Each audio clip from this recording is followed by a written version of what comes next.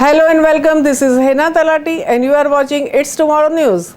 Days of torrential rain have caused catastrophic flooding across the Hawaii this week. The downpours first affected Maui, moved northward up to the island chain of Oahu and Kauai, then circled around and hit the southernmost part of the Big Island, forcing evacuations and closing roads and destroying homes in the process. The National Weather Service reported 13.2 inches rain fell over 8 hours in the vicinity of the dam in Haiku on Maui's north coast. The entire state of Hawaii remained under the flash flood watch as of Wednesday afternoon. Meteorologists on Wednesday extended a flash flood watch for the entire state through Friday because of the potential for more rain and because the ground was already saturated. The island of Kauai and part of the Big Island of Hawaii were under the flash flood warnings. Flash flood warning is extended for Oahu after a 4.2 magnitude earthquake trembled Big Island. This 4.2 magnitude earthquake occurred at Kauai Fault on Hawaii Island. The Pacific Tsunami Warning Center said some areas may have experienced shaking, but there is no tsunami threat from the earthquake. Hawaiian Electric is reporting 19,590 customers without power in the Kahala, Kapahulu, Pololo, Waikiki and Manao areas. Heavy rains are part of the winter wet season in Hawaiian Islands. The downpours triggering flooding that destroyed homes and ridges and set off the mass evacuations on multiple islands this week are also an example of more intense rainstorms. Nearly 2 feet of rain has fallen this week in Wahiawa on Oahu. Some places have picked up the half month's worth of rain in only one day. On Oahu, floodings covered roads and yards in the towns on the eastern coast.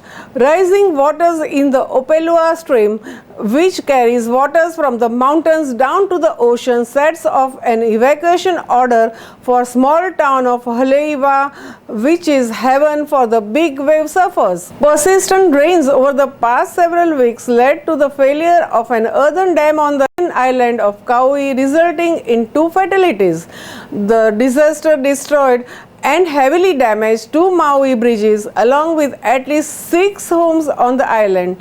The severe weather left many residents spending a day in cleanup mode. In Wong's village of Kahalu, 2 small bridges collapsed under the weight of cement truck. The rains are a result of series of low pressure centers, storm systems in the northern hemisphere that rotates counterclockwise around the center. The systems formed west of the Hawaii and drew moisture from the warm tropical air as they rotated. Hawaiian state's climatologists said that for every 1 degree Celsius increase in sea surface temperatures, there is likely to be 7% increase in atmospheric moisture. Hawaii is experiencing some of this increased moisture already. 2 key ingredients came together in Hawaii in recent days to deliver the rain: an upper level disturbance and an extra moisture in the lower layers of the atmosphere. When the systems cross the mountain topography of Hawaii, they unleash the torrents of heavy rain.